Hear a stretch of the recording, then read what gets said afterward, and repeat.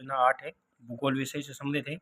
हमारा प्रकरण है उद्योग, और आपके भूगोल और एसएस दोनों में ये काम आ जाएगी, क्लास 8 से संबंधित है।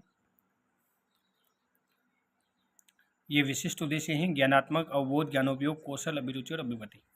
और व्यवहारगत परिवर्तन के रूप में इस प्रकार लिखना है। ये लिखने के बाद आपको शिक्षण विधि में लिखना है व्याख्यान विधि, प्रदर्शन और प्रश्नोत्तर विधि, शिक्षण साहित्य सामग्री, कक्षा उपयोगी सामग्री, चार्ट, मानचित्र आदि। अब यदि आप कक्षा उपयोगी सामग्री की जगह आप ये भी लिख सकते हैं चौक, डस्टर, लपेट, पलक, संकेतक। पूर्व ज्ञान में आप लिखना है विद्यार्थी उद्योगों के बारे में सामान्य जानकारी रखते हैं। ये करने के बाद आपको नेक्स्ट पेज पर आना है। यहाँ पे आपको प्रस्तावना प्रश्न पूछना है। आप किस जिले में रहते हैं? बच्चे कहेंगे पाली में।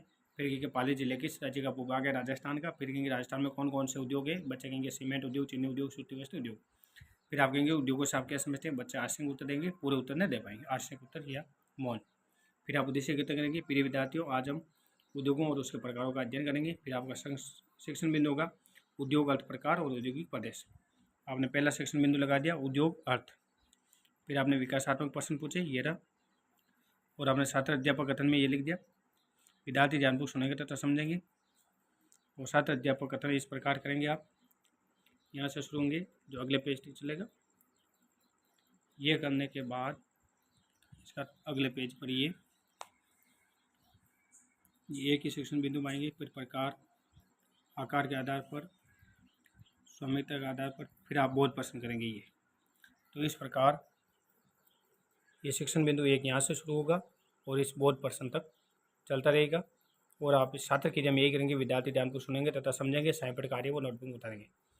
और फिर आप स्वयंपाठ कार्य में ये लिखेंगे प्रकार, कच्चा माल के आधार पर हेडिंग लगा देंगे। एक इसी के सामने आप लगा देंगे आधार के आधार, आकार के आधार पर परिवर्तन प्रकार, और यहाँ स्वामित्व के आधार पर प्रकार। ये करने के बाद आप नेक्स्ट पेज पर दूसरा शिक्षण बिंदु आएगा औद्योगिक प्रदेश, जिसमें भी आप विकासात्मक प्रश्न करेंगे एक दो।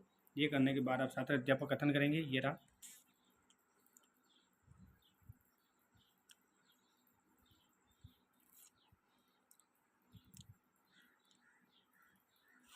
फिर आप बोध प्रश्न करेंगे, ये भारत के किन्हीं 5 औद्योगिक प्रदेशों के नाम बताइए। ये करने के बाद आप छात्र की ज्यामिति करेंगे, विद्यार्थी ध्यानपूर्वक सुनेंगे तो समझेंगे। और स्वयंपाठ पर आप हेडिंग लगा देंगे औद्योगिक प्रदेश और कुछ नहीं। फिर आप मूल्यांकन प्रश्न करेंगे, फिर आप मूल्यांकन उद्योगों से आप क्या समझते हैं? स्वामित्व के आधार पर उद्योगों के प्रकार बताओ। सहकारी उद्योग से क्या समझते हैं? किन्हीं एक स्वयं क्षेत्र के उद्योग का नाम बताइए। विश्व के किन्हीं 5 औद्योगिक प्रदेशों के नाम बताइए। ये मूल्यांकन प्रश्न करने के बाद आप बच्चों देखेंगे गृहकार्य, ये रहा गृहकार्य।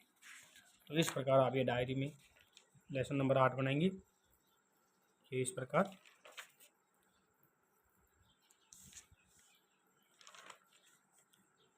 धन्यवाद।